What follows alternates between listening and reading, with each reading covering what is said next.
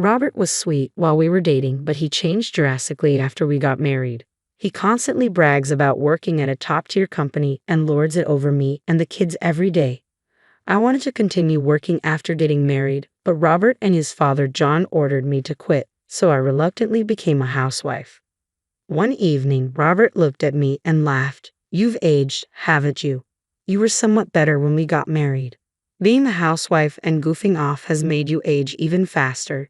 Using the kids as an excuse to be lazy, it's only natural you become worthless as a person. I've had enough. Let's get a divorce," I blurted out. Robert gave a sleazy grin. "Raise the 4 kids on your own. I won't help you at all." I almost laughed. Had he ever helped before? Thinking about being rid of the noisy bunch made me feel refreshed. I'll get the divorce papers from City Hall and slam them on him.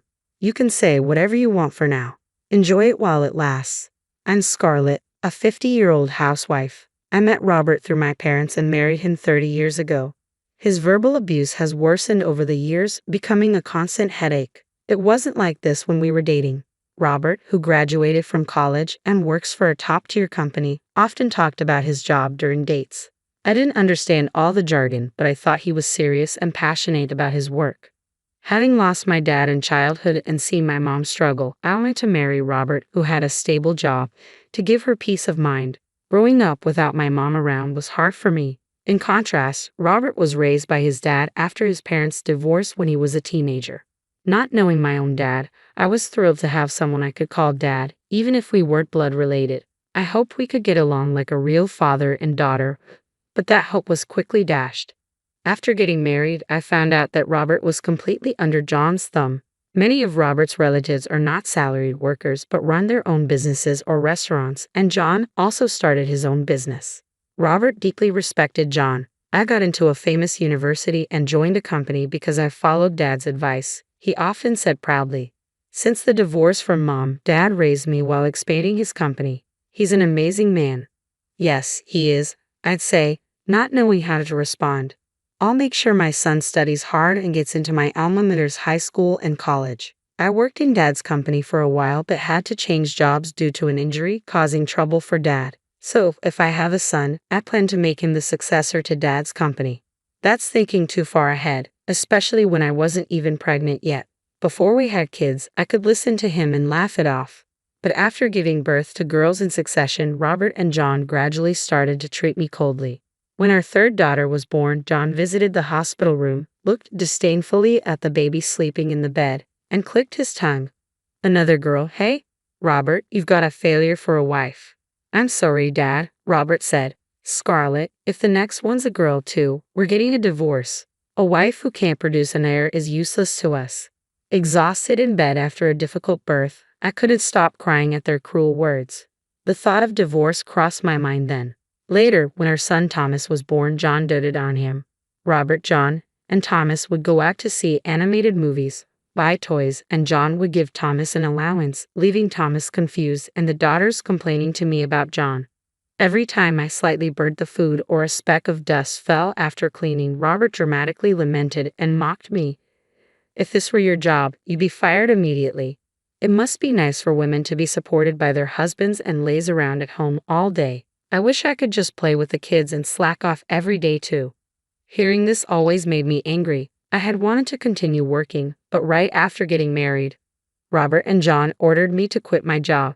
"Are you sure you can handle your duties as a wife perfectly if you're going to slack off?" "Quit your office job," Robert said. John added, "That's right. You have to take care of him and do the housework perfectly. You don't need to work. His salary is enough to live on." I was appalled by their outdated attitudes but didn't want to argue with my husband or John as a newlywed, so I obediently complied. After Thomas started elementary school, I tried to re-enter the workforce as a full-time employee but was rejected everywhere. The reason was always the same. Having 4 children, they assumed I'd likely take time off for sickness or other issues. Reluctantly, I became a housewife and Robert treated me like a servant, constantly finding faults and criticizing me as a useless housewife. He used his busy job as an excuse to dump all household chores and parenting on me.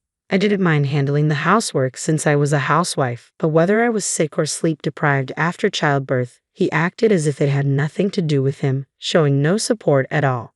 Recently, I've been sleep deprived because of the baby's night cries. Robert, you're off tomorrow, right? Could you take care of the child for one night? Ha! I finally get a day off. Don't ruin my precious holiday. Taking care of the baby is a mom's job. You can at least handle that much. When I was at my limit after days of only 2 hours of sleep and asked Robert, who was laughing loudly at a video with a beer in hand, for help, he yelled at me. Another day, when I wanted to consult about the kids, he said, "You're an adult. Think and decide for yourself. You're a veteran, having raised 3 already. Don't rely on others." If he came home to find children's toys scattered on the floor, he'd immediately get in a bad mood. When I'm tired and come home to see the house in a mess, I lose the will to come home. You've been home all day, right? It should be clean. I'm sorry, Thomas was crying, and it was hard to prepare dinner. I'll clean it up now, I said as I gathered the toys. Robert's sarcasm rained down on me. Thomas is spoiled because you're not strict enough. You're a failure. This makes you unqualified as a mom. Spoiled. I wondered. Thomas was only 5. It's natural for him to assert himself, but such comments felt like a stab in the heart. Hey, don't look so glum. It ruins the meal. It's annoying, so go to another room with the kids. Robert waved me away. Our eldest daughter, Madison, glared at him. Dad, why say that when you're eating the meal Mom made? What did you say? A girl talking back to her dad? If you're going to complain, then leave. Madison, don't say such things to Dad. Let's go upstairs. I calmed Madison down and took the younger kids upstairs. Once we were in our room, Madison burst out. Why do you stay silent, Mom? You should talk back to Dad. Doesn't it make you angry being told such things? Why not just divorce? I'd love to, but divorcing with 4 kids requires a lot of courage. I'll earn part-time money when I'm in high school. Isn't that enough?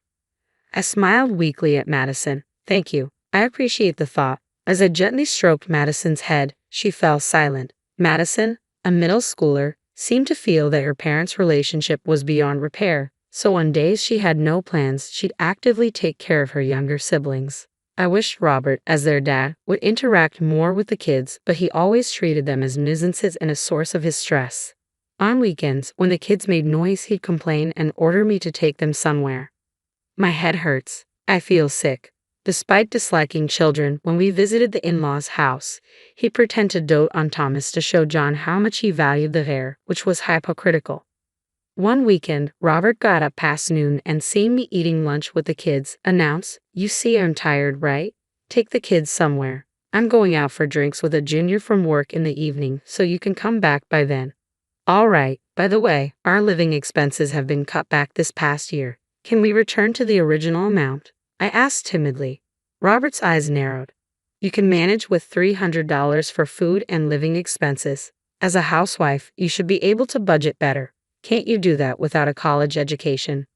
$300 is impossible. Your salary must have increased with all the overtime and weekend work, right? Why are the living expenses being reduced? When I questioned him, Robert became furious. Shut up. How I spend my salary is my business. How dare a housewife argue with me? Who do you think provides for this lifestyle? I gave up arguing with Robert. I couldn't rely on him anymore. While the kids were at school, I studied, earned qualifications, and secretly started working remotely. One evening, after a while, Robert came home reeking of alcohol and laughed when he saw me. I thought you were some old lady, but what a surprise. You're Scarlett. Welcome home. You've drunk too much. Just leave me alone. But you've really aged. You used to look a bit better when we got married.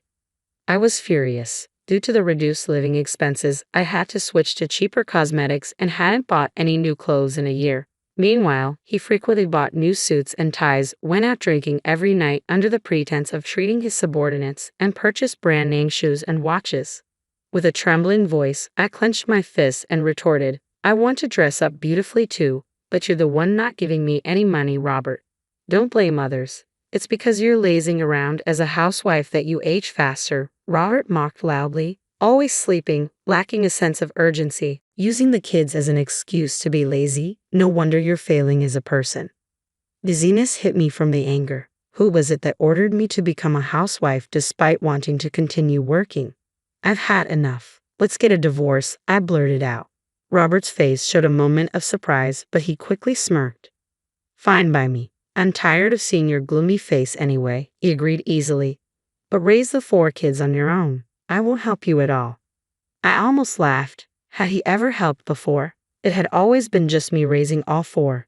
Thinking of getting rid of the noisy bunch felt refreshing. Too absurd to respond, I headed for the entrance. I'll get the divorce papers from the city hall and slam them on him, I thought, turning my back to Robert. I smirked defiantly. You can say whatever you want for now. Enjoy it while it lasts. When I handed the signed divorce papers to Robert, he took them with a half smile. Are you sure? Don't come crying to me with regrets. Can you manage with 4 kids? You've been living off of me. As I urged the kids and packed up for the move, he lounged on the sofa, taunting in a mocking tone. Your mom says she works, but it'll be tough for an old lady to support all 5 of you. Ready for a poor life together. Even if you try to work, you'll get rejected because of the kids. Actually, I've started remote work. I have savings from before we were married, and we can manage if we don't live luxuriously. What? If you started working, why didn't you tell me? You were always too tired or telling me to take the kids somewhere because we were too noisy. You never listened to me properly. Well, whatever. Your salary is probably way less than mine. Don't beg me for help. Ignoring Robert's sarcasm, I silently packed our belongings into cardboard boxes. The movers will come in 3 days to pick up our stuff, so leave it as is. Please take care of the divorce papers. Got it. Do whatever you want. I called the movers, took only the essentials and valuables, and drove to my parents' house. I planned to stay there for a while and look for a new place once things settled down. I briefly explained the divorce to the kids while packing, but in the car, I went over the situation again. Sorry it's so sudden, but we'll be transferring to a new school starting next week. I'm sorry, everyone. Yay, I love Grandma, so I'm excited. It's not far by bus. We can still play with our friends, so it's all good. The kids tried to cheer me up by acting excited, nearly making me tear up. Won't you miss living with Dad, Thomas? Not really. Dad doesn't like us, right? Thomas pouted. He always yells that we're noisy or annoying. When he's home on the weekends, he doesn't play with us or listen to us. I didn't like being around him. Right, we all felt that way, Mom.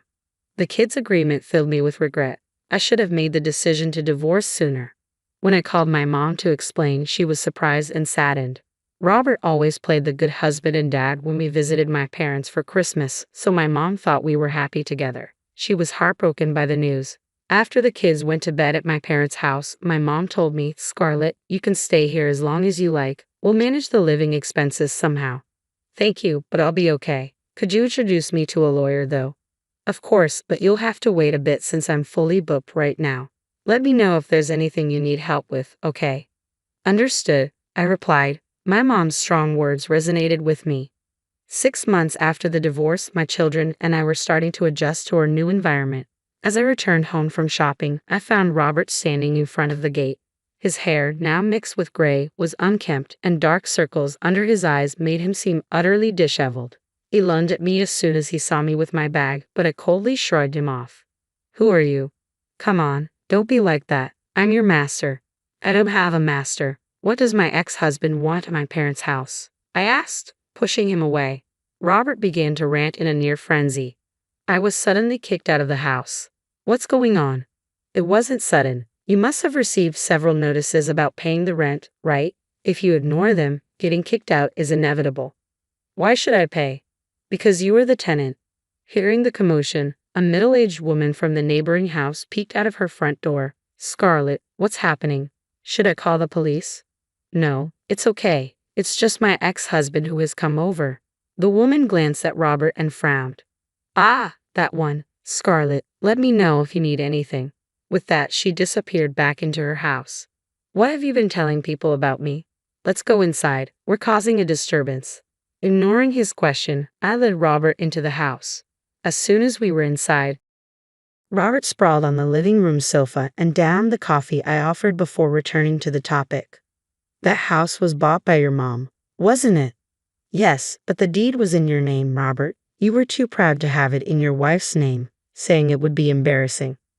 Robert seemed to remember, tilting his head as if to say, that's right. But back then, you were just a regular employee without enough money to pay the mortgage, so my mom used to transfer money into the account every month. Oh, that's right. Then stopping the transfers suddenly would be a problem for me, wouldn't it? You're dumb. Can't you understand that? I sighed, holding my forehead. Who's the dumb one here? Who in the world keeps paying their daughter's ex-husband's mortgage? Robert frowned.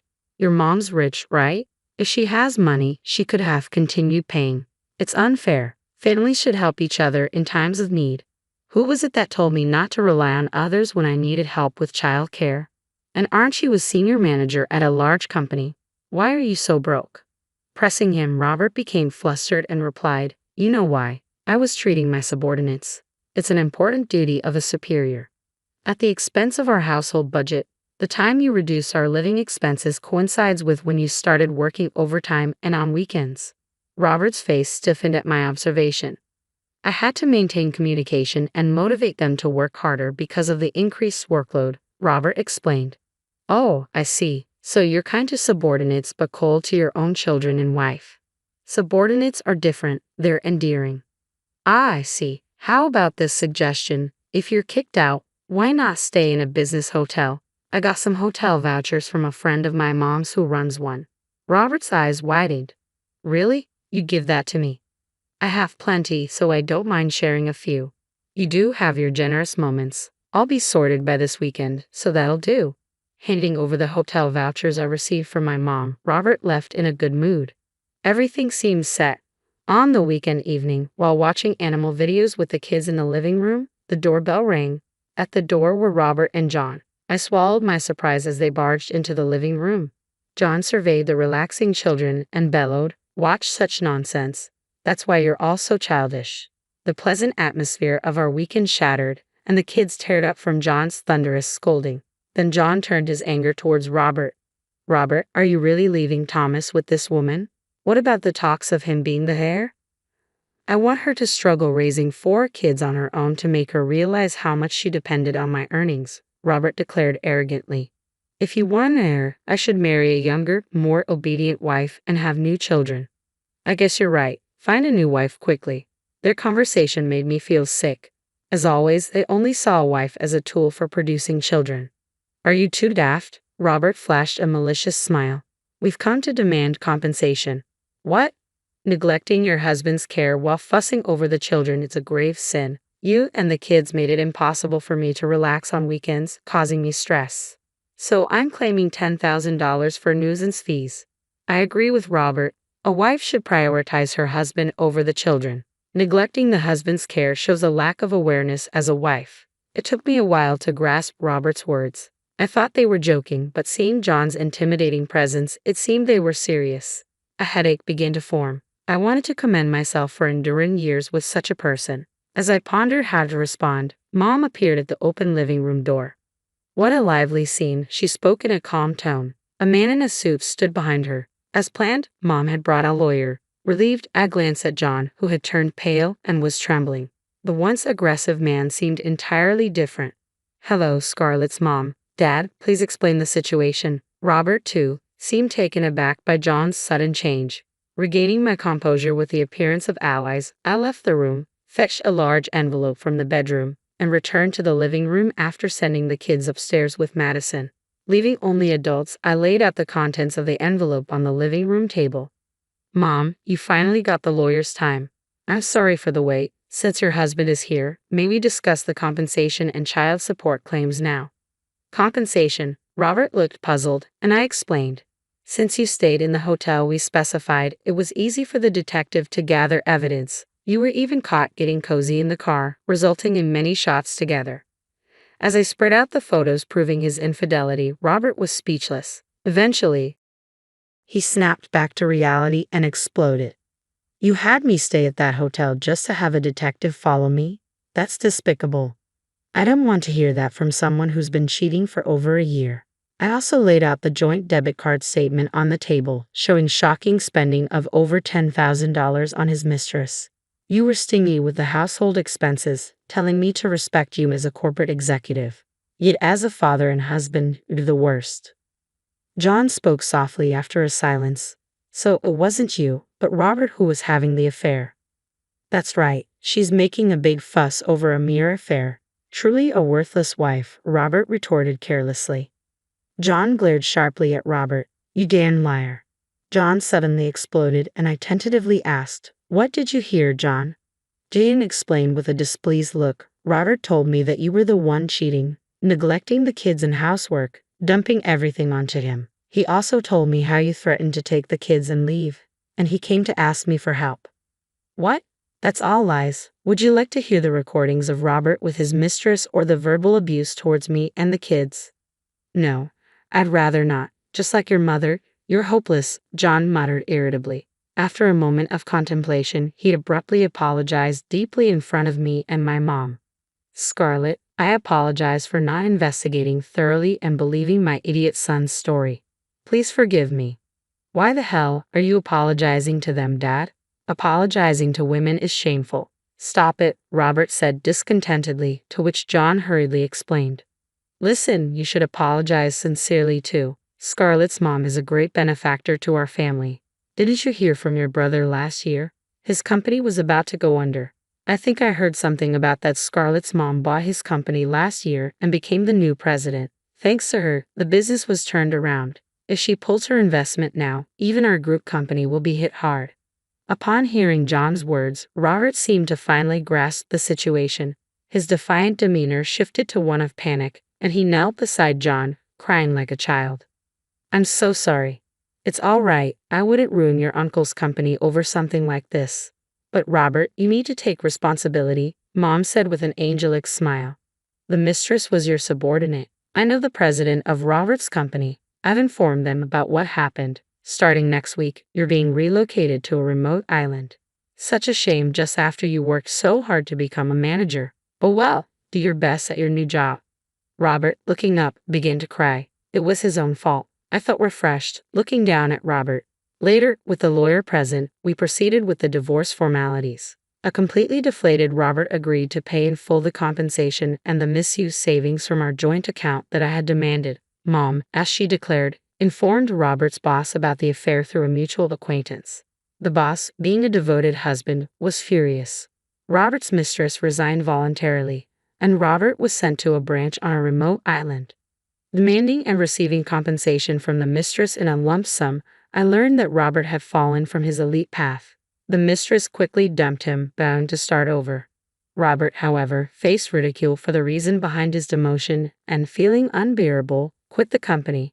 Burdened with a huge debt from repaying me in monthly child support payments, Robert was working multiple part-time jobs from morning till night.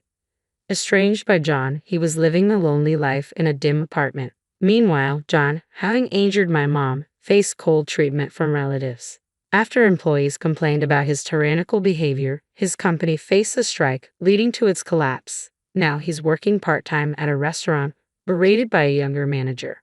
While Robert was preoccupied with his affair, I saved money through remote work and bought a second-hand house. Moving in with my children, I found the memories too unpleasant and had no intention of returning. The children, now free from Robert and John, were noticeably happier and more comfortable. On long weekends, we visited my mom's house, enjoying cooking and chatting together, which became our latest pleasure. I plan to continue remote work and once Thomas is a bit older, look for a full-time job again. With occasional support from my mom, I want to live happily with my 4 children.